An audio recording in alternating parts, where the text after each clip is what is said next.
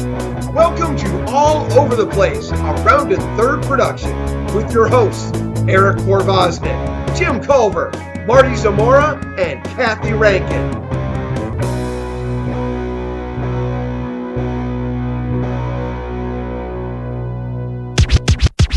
Hi friends, this is Allison Metal Babe Cohen from metalbabemayhem.com, and you are rocking to All Over the Place, where the fun sanity never ends.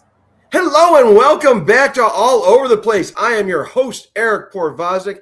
As always, thanking everyone for watching, sharing, subscribing, commenting, growing every week. We appreciate that so much. And by we, I mean Kathy Rankin. Hello, Kathy. How are you?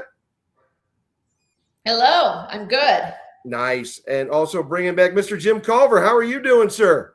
I'm great. How about you? I'm liking the fact we're accidentally, or maybe accidentally on purpose, we're repping our Australian bands, and we're bringing back to the show our favorite Aussie guest, Mr. Toby Rand. Hello, how are you? G'day, guys. Good to see you all. Hello from Down Melbourne, in Australia. Nice. Good to have you back.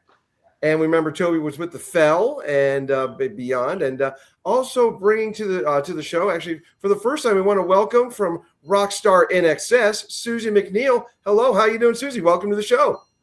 Good day, not good day. Good day. That's how we say it in Canada. A polite Canadian, and I like to think that this is our first non-Quebecois. Susie's in Toronto, and so. Love having you both here, and we're bringing you onto the show because coming up, because both of you were involved in the 2 seasons of RockStar. Suzie, you were with RockStar INXS, and Toby, you were on the next season, RockStar Supernova. And there's a big reunion concert coming up later this week over at the Avalon in Hollywood. It's going to be on Thursday, May 21st. And I'm going to throw it to you, Suzie. You're a first-time guest, so I'm going to throw it to you first. And what's it mean for you to come back and be doing all the old songs again for the reunion concert? I mean, it is amazing. It's a show that changed my life. So it needs to be celebrated 20 years later. It's crazy. I didn't get older, but the show did. There you go. Exactly. And of course, and I need to ask, because obviously I'm representing my boys. I'm such a huge INXS fan, and a little bit younger than I am. So I mean, but going into RockStar INXS, what did INXS mean to you? Oh, well, I was old enough.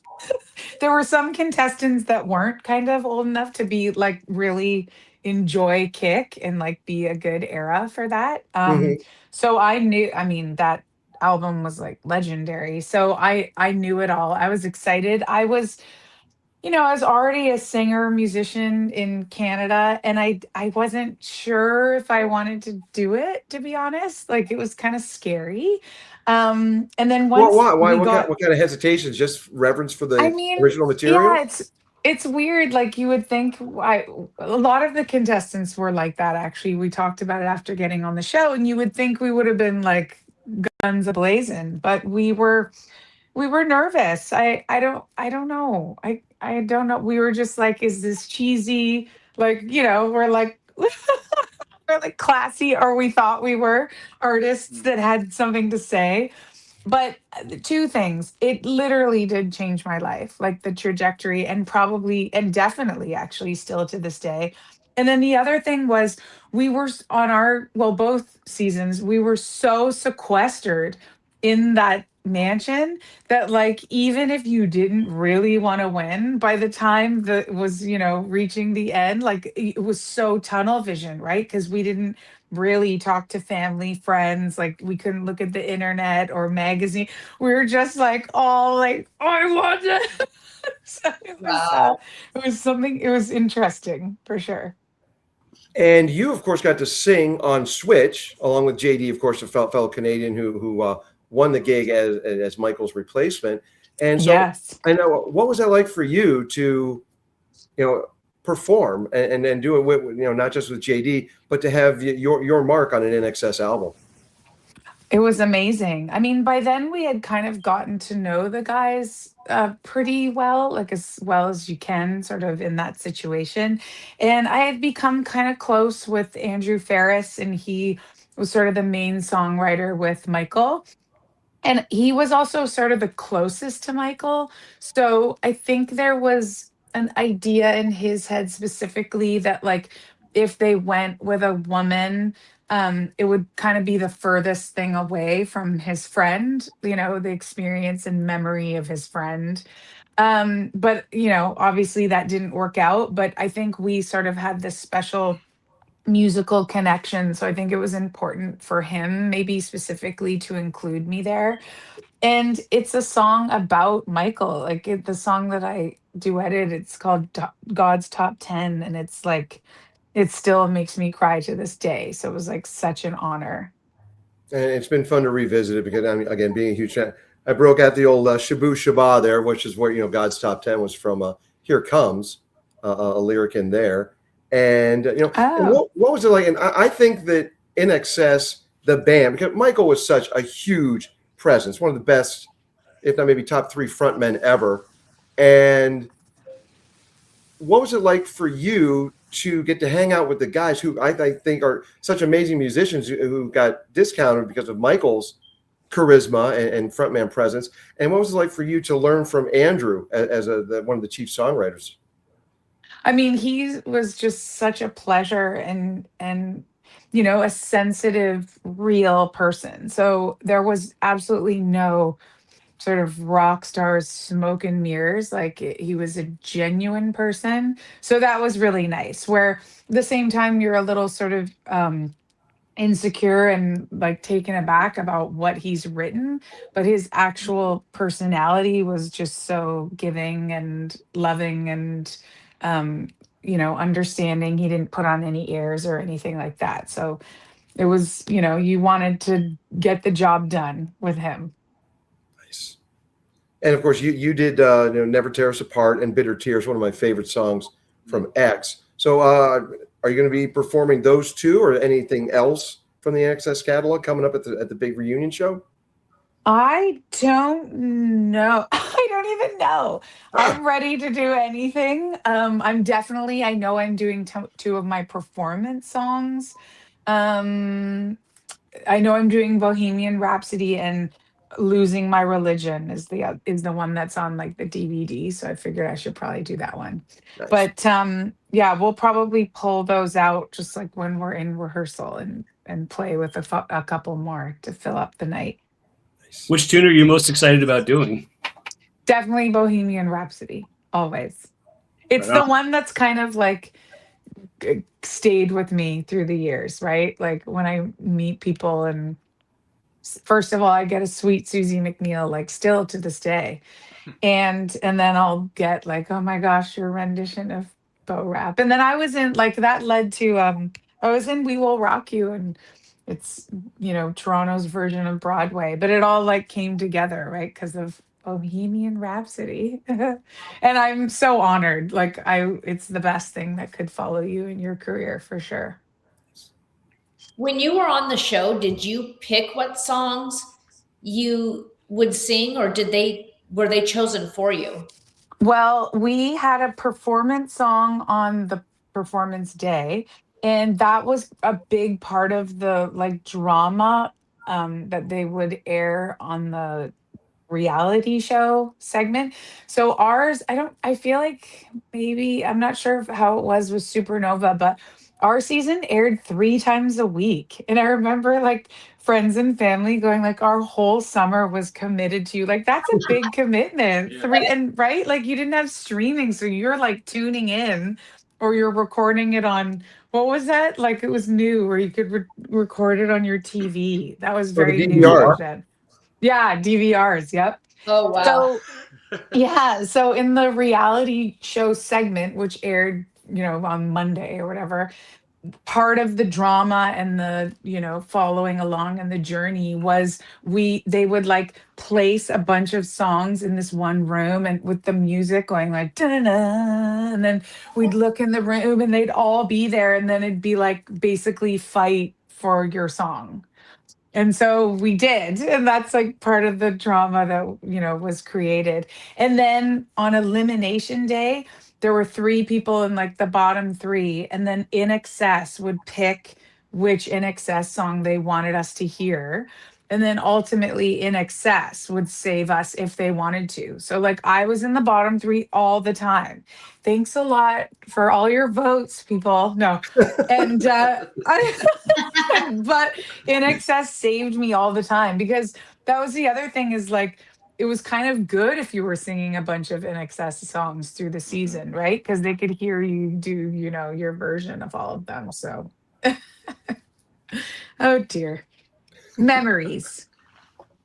Was it nerve-wracking behind the scenes to prepare for the shows? Yes. Like, tell a little bit about that process behind the scenes, what we didn't see. It was so every week we'd have to learn 4 songs, like from scratch. There were no teleprompters. Now, in my old wisdom age, I don't know why they didn't give us teleprompters. Thanks a lot. It was easy. It's a full production. No, but Rock and roll ain't easy, baby. You I got to know. tough it out. I know.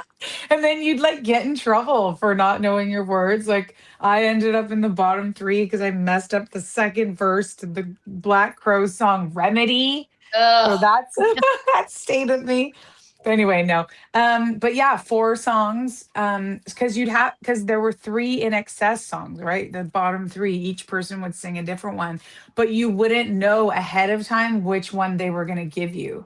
So you had to have all of those 3 just nailed down. Oh, wow. And then your performance song. So a lot of the week it would be like like lots of memorization, which now that I look back, like there was so many drinks had, and it's like, how were we memorizing all those songs and drinking? And I don't know, but we made it. We were young. Our See, brains the were drinks, you had the youthful. rock and roll part figured out with the drinking. You knew what to do. Yeah, we had a private chef who like worked at the Playboy Mansion. And I mean, life was good. We didn't have to do our dishes. We always had like Dave Navarro come and like give us advice on how to live like rock stars. And where to get the proper tattoo or 7. Yeah. Uh-huh. Yeah. Mm-hmm. It was the same for us as well. Like we had to go into the room of the song lists, and it was 3 shows a week. The drama day was the Monday, I guess it was. But Okay. Yeah. I was kind of sneaky. I would pretend to want a song and lure those who were unsure over there and go, "Hey, wow, that's a good one." And then JD would do that too. Yeah. Well, he Strategery. And he fucking won. So it works.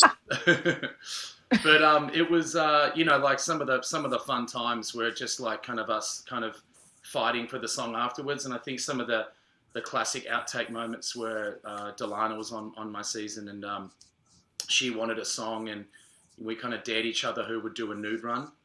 So I said, well, if you want the song that bad, take your clothes off. And she's like, all right, you fucking Aussie. And she did, and the world thanked me for it. And then I actually didn't even want the song. So that was the fun. So everybody part won. So everybody won. But then the next week she knew that I wanted a song, so I was the one that had to take my clothes off, and then everybody lost. particularly South America, because there was no blurring. So they saw, so apparently I got like 3 fans in South America and a lot of hate mail. That was about it. What? I'm joking. I'm in Australia. That can't be true. It was that was so much fun. Like, There's Suzie, no meaning to Down Under. Down Under exactly does. Yeah. Ching. But Suzie touched on it so well. It was frightening. It was exciting. It was like a little bit different for me because I was working with people like Tommy Lee and Newstead, so it was a whole different angle of show. It was a little bit more dirty rock and roll, if you like. It was a little bit more angsty. Whereas I grew up as a huge INXS fan, and I was watching Suzie the year before on my friend's couch after finishing a gig in Melbourne going, how do we not know about this show? I didn't even know they were auditioning. and it was just such man. a fun show. It was so much fun, and like it just made me fall in love with the production of it's. It'll go down. I'm so glad they only did 2 seasons because Suzie and I just get to bask in those 2 seasons. But it is arguably the best rock and roll show that's ever been. I think it is in the world. I think to have that credibility, to have the musicianship of the house band who are now gone leaps and bounds playing with everyone and still creating incredible music for young artists to play with. It's unreal, and we were lucky enough to have 2 seasons of that, and there's no way that a TV show can ever do it again, because imagine funding 3.5 months in a mansion in Hollywood with 15 young stars from around the world. No one's going to pay for that shit anymore. So we were lucky that we got it at the right time. Yeah. I wish Instagram was around though, because I tell you what, we'd have a few more gigs. Yeah. But it was good. It was so much fun, and I'm a big INXS fan. I now work at Gary Beers is my best mate, and so we work together. We just did a gig in Adelaide together, and I saw all the boys from INXS in Sydney a week and a half ago. They got their 100-year award from the Australian Songwriting Association down here. So it was a huge fanfare. Peter Garrett from Midnight Oil got up and sung. It was just nuts. And so those guys are still revered as or still put on a pedestal as one of the best exports Australia's ever produced. Never Tear Us Apart was voted the best Australian song of all time over here. How awesome that Suzie got to sing in one of my favourite bands is what an experience. And that's what made me jump at the chance to want to audition for the next season, because I just thought that's the best show I've ever seen. And it was awesome. Now, if you could have been on that INXS season, what song or 2 of theirs would you have wanted to perform? That's a good point, actually. I Just Keep Walking would have been amazing. I love all their songs. Obviously, I grew up in a similar era to Kick. Kick was my kind of my coming. I love Disappear. Bitter Tears is a banger. I don't know. Honestly, all of them. I don't care. I just think that if you look at their repertoire, their songs, it's really hard to find a bad song. It actually is. I dare you. It's one of those things where they, as you said, Andrew and Michael were the main songwriters, and they would. Whenever I catch up, when I speak to Gary about the songwriting process, he goes, "Yeah, they come in with this weird magic."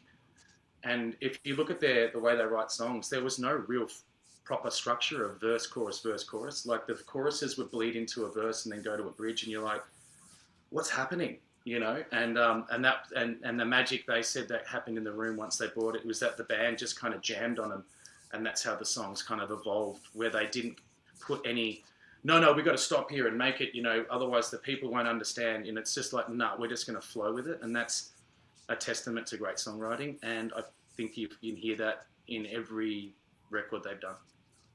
Yeah, that structure, I Need You Tonight, all over the place and just beautiful, and flows gorgeously. And I love that beginning of the video for Mystify, where it's just them kind of just acoustically jamming out and then kicks in with the full band.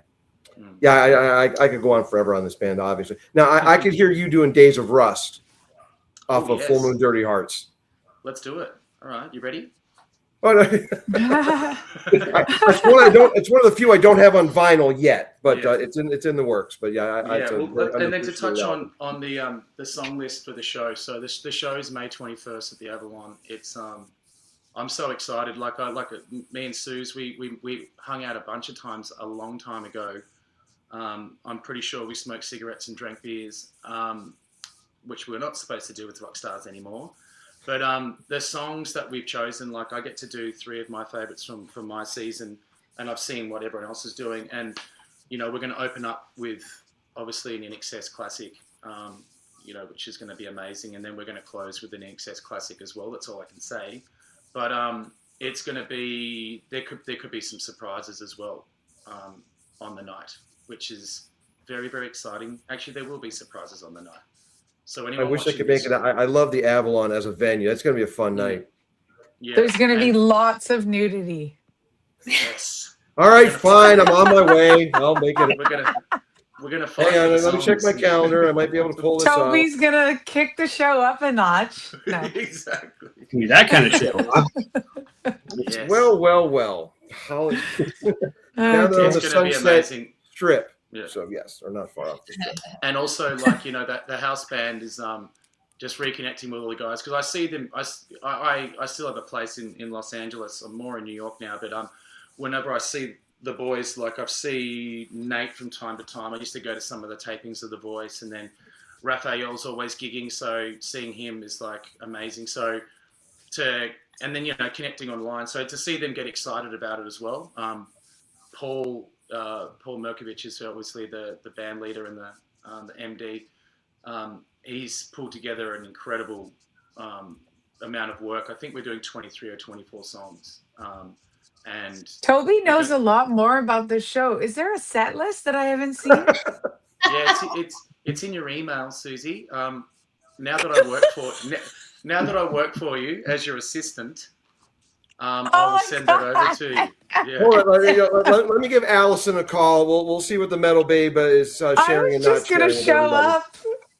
I don't even know what I'm wearing yet. I'm a mess. You're wearing nothing. Or maybe that comes later. Yeah, okay, that's easy. Well, how did all this come about for the reunion? What started the ball rolling? I did through all my hot messness. So I've been putting shows into theaters up here in Canada, wanting to sort of dabble into production, and it's a lot more than that. It's advertising, it's the whole thing. But it's like after you've been doing it for 30 years, I guess. I've been a singer, a musician. It's like you don't want to just be hired anymore, or I don't. Like I want to try different things and wear different hats in the entertainment business. And so I had already put a couple shows into theaters, and I was talking to my friend, and I was like, the 20th anniversary is coming up. I should put it into a couple theaters. So one theater up here bought it, and then I piggybacked two because I was just like, I want to do as many as possible, but I have to fly everyone in, right? Like from Chicago and New York and LA and stuff. So we did it. I put together 3 shows.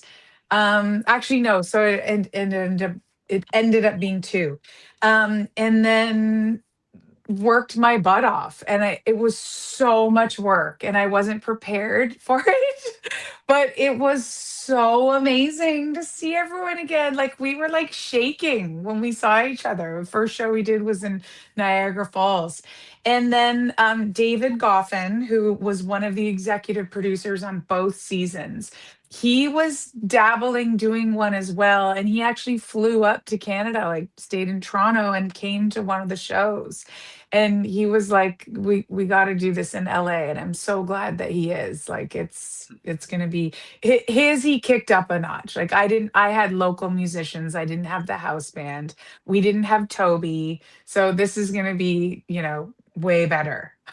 Yeah, I've stayed in touch with David. David was kind of like the champion on the show. Like he would be backstage with us when Mark Burnett would come in, and he'd be like, "Hey Toby, did you rehearse your elimination song?" And I'm like, "I thought I just fucking crushed it." Like, so while Mark Burnett's putting all this doubt in your head, David Goffin was like the father hen, just really, I don't know, he just became like a really lovely confidant on the show, particularly when you're 27, 28 years old on this huge stage in front of the world and you don't know what's going on. He was like a safe place.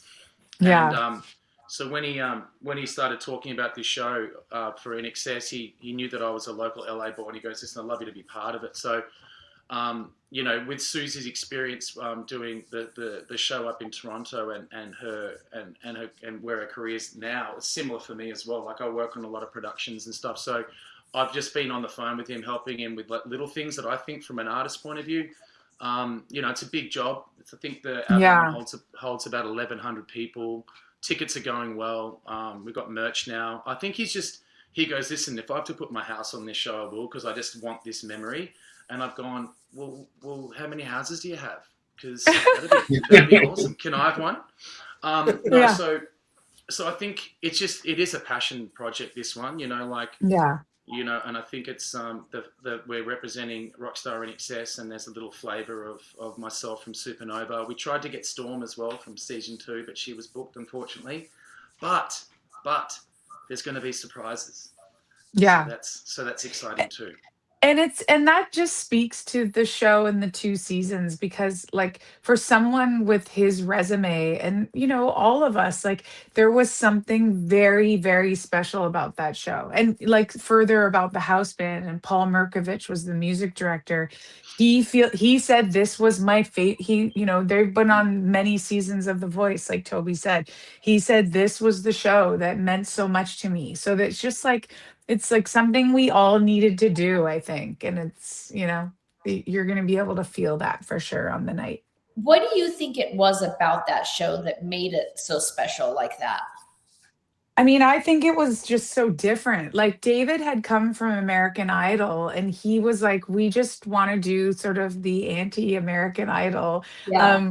He wasn't saying anything negative about American Idol, but like he was like, let's just do everything that, they didn't. And that's how they kind of went into this. I mean, Mark Burnett came off the heels of Survivor. This was his first like foray, his first into sort of the music, world, and then he went on to do The Voice and however many seasons they've done. But so it was like this magic group of people coming together, and they wanted quality. Like from the beginning, they didn't care how old we were, they didn't care where we were from, they didn't care if we were in the industry or not, whether we were signed or not. It didn't matter. They just wanted quality, and I think that that's a really unique thing, to be honest. And I think that with the whole rock and roll angle of the show was that we were able to play live, and because we were literally locked in the house for the 3.5 months, which is its own form of Survivor, was like, particularly on my season, we got to write our own music consistently. So we would be, honestly, like I had pages still full of lyrics and song ideas, and they give you like a little, back then we had phones now, but we had those little voice recorders that you'd speak into back in the day. And I still listen to them, and I have like all the guys from my season, we're all jamming and writing songs. And that's what it was. It wasn't just us doing covers. It was us sharing our songwriting, and that's why when we got to, particularly on my season, we got to show our originals towards the end of the season, and the quality of the originals were amazing. And then even on your season, Suzie, you guys had some bangers, you know what I mean? So it was like basically giving us as musicians the spotlight, and really putting our songwriting to the test. And how I was in Sydney, and like I said, I was at this huge event, and I was bumping into all these people that I looked up to, like 79-year-old rock stars. So I'm just like, I can't believe I'm standing here with you. And the one thing they kept on saying to me was like, where are all the front men gone? Where are all the front women gone? What's happening? And I said, well, they're out there. He goes, but they're not, the light hasn't been shone on them as brightly as it used to be. And I think that's what the show did. It really showed how one person with a rock and roll audience can bring everyone together as a proper rock star fucking does. And that's kind of what the show was. And I mean, we had 15 on each season, people just throwing their energy at the room, and it was palpable. It was coming through the TV screen. When I was watching at home in the INXS show, I was like, we were like wired up going, fucking, let's just go. And that's what the show was so unique. I think rock and roll was on a big, big high at that time. And the show had a lot to do with that, I think. And the songs that they were able to clear were huge songs, like, Nirvana on TV, right? Like it doesn't get more hardcore, there were just amazing songs that they cleared.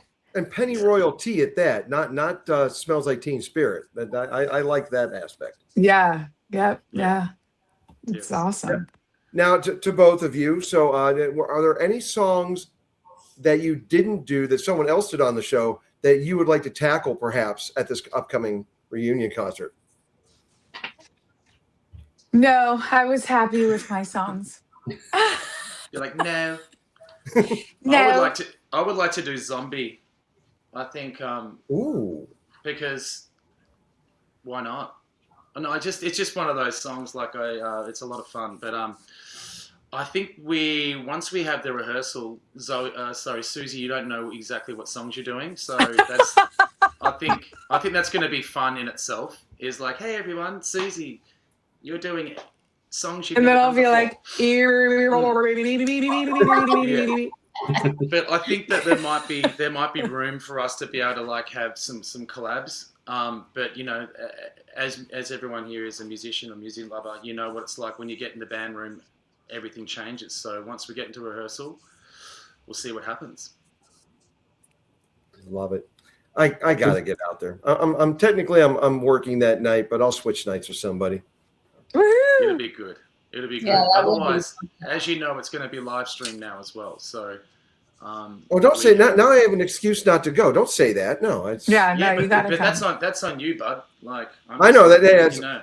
Yeah. a little Catholic guilt will nudge me. No problem. That's. Oh, there you did you like my Canadian reference? Hey, bud. Oh, Did you like nice. that, Suzie? Yeah. Yeah. Thanks. Oh, All right, I'm geez, done. Going to what? rip See you for you, guys. bud. Have a good night. Hey, buddy. go. There goes Toby's picking on me. Oh, he's coming down on me, eh? Oh, geez, I don't know. Yes. Yeah, don't get me started on the Rick Moranis stuff. That I like can it, talk about guys. that Suzie all night. Did your research. Oh no, I was the Rick Moranis' sound alike for Brother Bear. While it. I mean, yeah, I hear it. It's awesome. So, yep. Always the bridesmaid, never the bride. That was me. Suzie, you mentioned that it really changed your life. For both of you, what happened after the show? How did it impact you guys, and what direction you went with your career afterwards? So I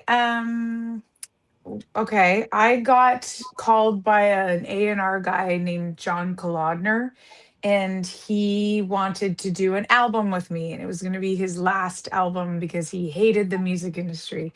And so then he hooked me up with a producer named Marty Fredrickson, and Marty has a lot of hits that he's written and albums that he's produced. And so we we worked and wrote and produced on an album together. And then he got me Irving Azoff as a manager, and then they all moved me down to LA, and I was living at the Oakwoods and recording this album.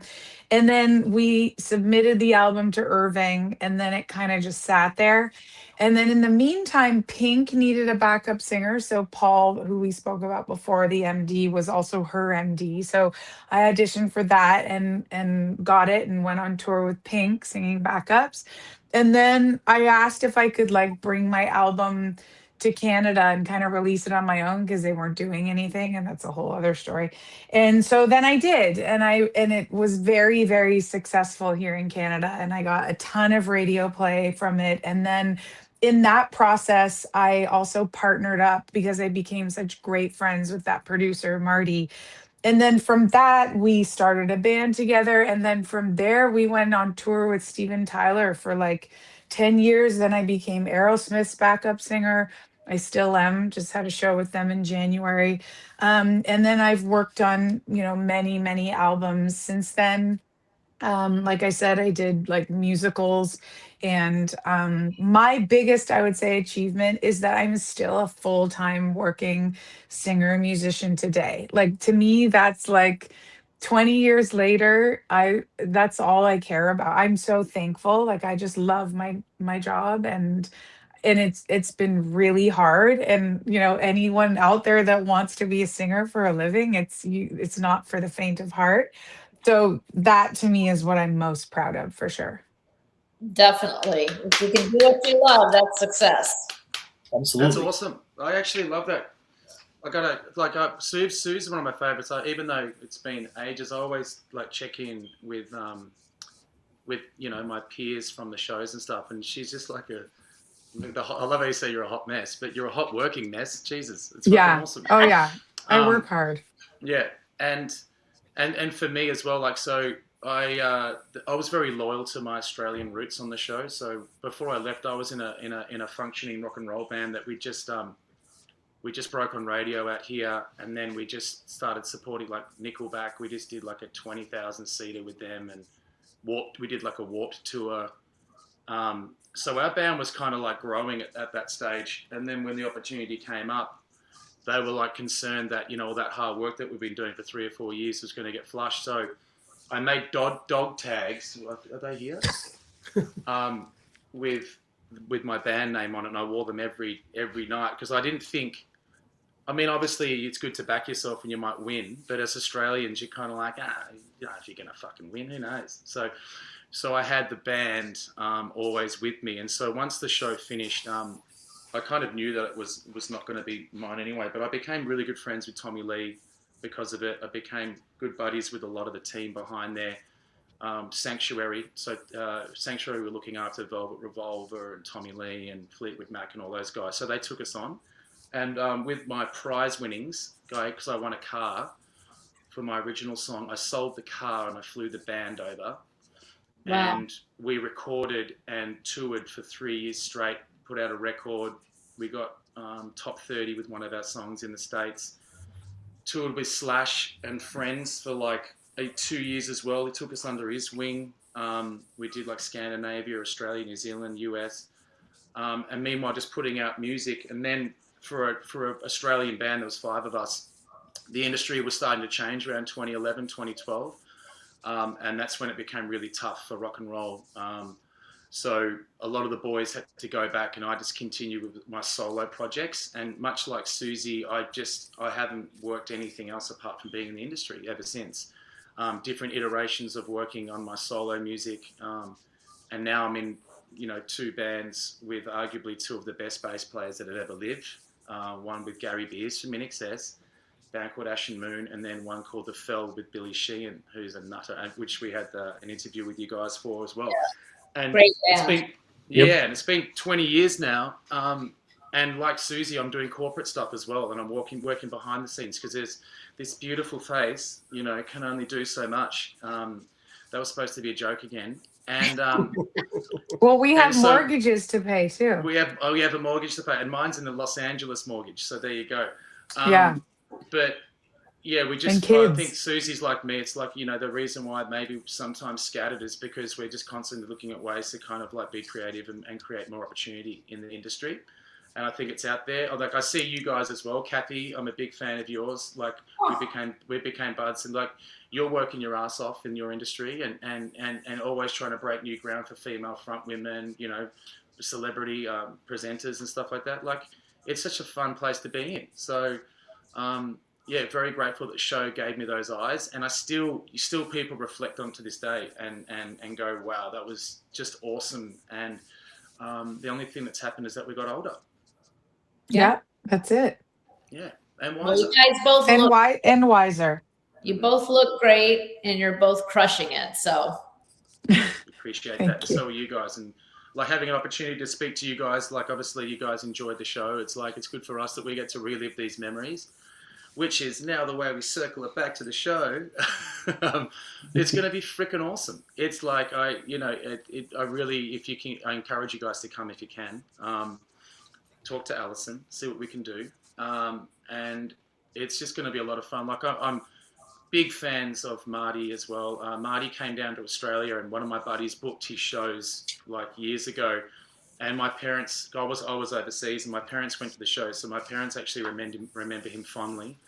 And then I've seen Ty in his different iterations. He has a band called Vintage Trouble. You guys may remember Vintage Trouble, which is saw them open for AC/DC.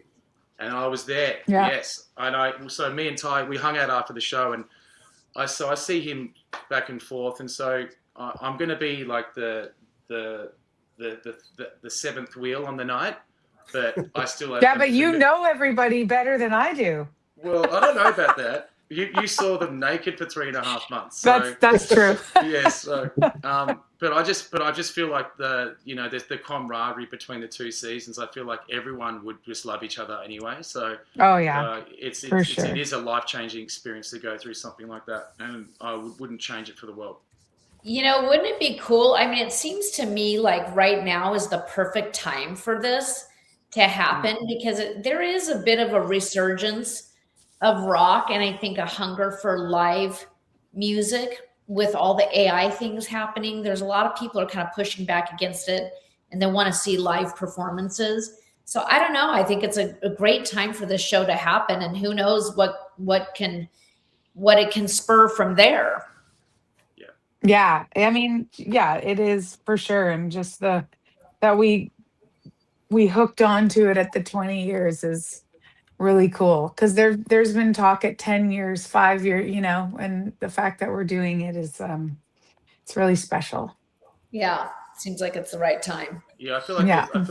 there is a rock and roll resurgence. I've been just watching the different bands coming through, and I think everyone's craving live music. I really think they are. We had a tough period during COVID and all that kind of stuff, which we don't talk about anymore. Rock ain't dead; it's just in rehab. There you go. Yeah. And Suzie, before I had to break it out, I noticed that you are you're a harmonica player, and you're sponsored by Hohner. And Yes. I could not resist breaking out my grandfather's Marine band, Hohner. Oh my gosh. So Amazing. My collection of 3 or 4 harmonicas over here that I can BS my way through. So Let's hear you play. No. We could have a Wait, harmonica off. Yay. There we go. That's all you get. I love it. Yay. I needed a little blues backbeat there, but you muddled through. So Yeah. Okay, Eric. Now I want you to give me a lesson yeah. next time I see you. the only lesson I ever got, Kathy, was my friend. My grandfather passed before he could teach me anything, but just sit down with a bunch of blues records and listen to them and just play along. That's the best for playing harmonica. And actually, to you, Suzie, I love playing along with Aerosmith, Hangman Jury. The harmonica on Hangman Jury is kick ass. Oh yeah. Me and my old lady sitting in the shade talking about the money that we ain't made. Nice. Won't you lie on the track-a-lacka? Oh, that's it. I need a key of G on that one, I think. What was this one? Oh, No, this was key of C. Here we So go. I'm off on that one. Hey, Eric, thanks for coming on our show, mate. It's been really great. Cheers, there. My water cup part 2. Yeah. So, but this is the first time we've had 2 people for Make Up Your Mind. Yeah. Oh shit. Okay. So, how do you think we should do this? What do you think? We'll rapid fire one then the other. Rapid fire. Okay, there you go. I like that. So Susie's gonna win. I don't know. It's late here. It's There's late no winning here. there's no wrong answers. Her brain is just like out there, it's just Jim disagrees with this, and I say there are no wrong answers until we say so. Exactly. Until they'll Perfect. go, ooh. Make up your mind, dude. Make up your mind, dude. Make up your mind, dude. All right, so on that Spicoli-esque note, let me get rid of banners here, and we are ready for Make Up Your Mind, Dude. And we will start again where you're in the center top square there, Suzie. We will start with you, and then we'll just bounce back and forth. So to you, Suzie, Adam Ant or Billy Idol? Ooh. Billy Idol. Toby, Stone Temple Pilots or The Killers? STP. Back at you, Suzie, Cranberries or Garbage? Cranberries. Toby, 80s New Wave or 90s Alternative? 90s Alternative. And we're gonna circle back to music in a second. Right now we're going off the grid. Suzie, Kisses or Hugs? Hugs. Hugs. All right. Well, we've talked about this subject a lot tonight, folks. And then I guess we'll go with both of you on this one then the other. So, Toby, do you first sleeping in your jammies or sleeping naked? Oof, half and half. Which half? I was leaving. Let the imagination go on that. You got to come to the show. That's the surprise. There you go. And Suzie, back at you. Jammies or going au naturel? I'm half and half too. You got to air it out, but you don't want to be too cold. Air it out. Toby's got the bottom, so there we go. And the You last one, have to air it out. turn. Yeah, I Like got to a get out there on windsock. the 21st. I got to get to the Avalon. So, and the last one, we're gonna end this with Fucking INXS. And again, there are no wrong answers.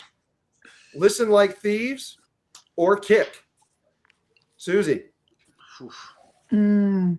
Pick.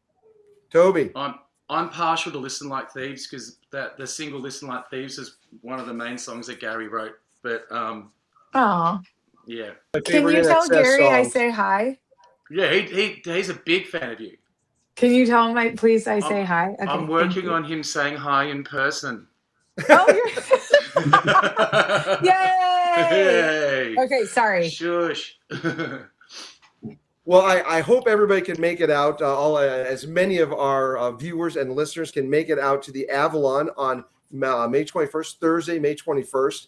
And you're going to be seeing the RockStar reunion concert. Of course, you've got Toby and Susie and, Jordan. Other people and the rest.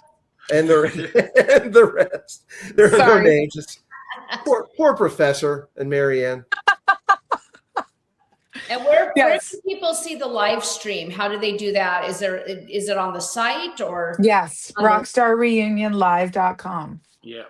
See, I know Perfect. that much. We have to do a shout out. I've got that's on the scroll right now for those who are listening and not watching on there YouTube. it It's just rockstarreunionlive.com, as Susie just said. Yes. And, And I interrupted the people that will be there. I'm sorry. So yeah, Tara, Sloane. I wanted to do a shout out to those guys. Come on now. Yeah. Like Jordis, arguably had, some of the best. All those guys, Jordish, Mig, Ty, Marty, and Tara, unreal. Yeah. you're starting and ending with INXS. I'm excited for this and just excited to have you, Toby, being back on the show. Looking forward to some more Fell music. Susie, welcome to the show. Thanks for both of you for joining us tonight, and have a kick-ass show on the 21st. We will. We Yes. will. It's coming up morning, everyone. fast. Yeah, congratulations, you guys. I can't wait to see it. That's awesome. Thanks So for you're gonna be having there? us. Kathy, you going to be there? I would love to be there. I don't know if I have a gig or not, so I have to check. Well, how dare you work? I know. Yeah. Well, I if didn't- I come, I promise I will not bring my harmonica. Wait, I want you to. We can have a harmonica off. Yeah. Ooh, cutting heads harmonica style. All right. Let's do that. All right. Well, again, Toby and Susie, thanks for joining us here on All Over the Place, folks. And liking, sharing, subscribing. Thank you, everyone, for all of that. And we will be back real soon on All Over the Place. Till then, take care. Thanks, guys. Bye. Bye.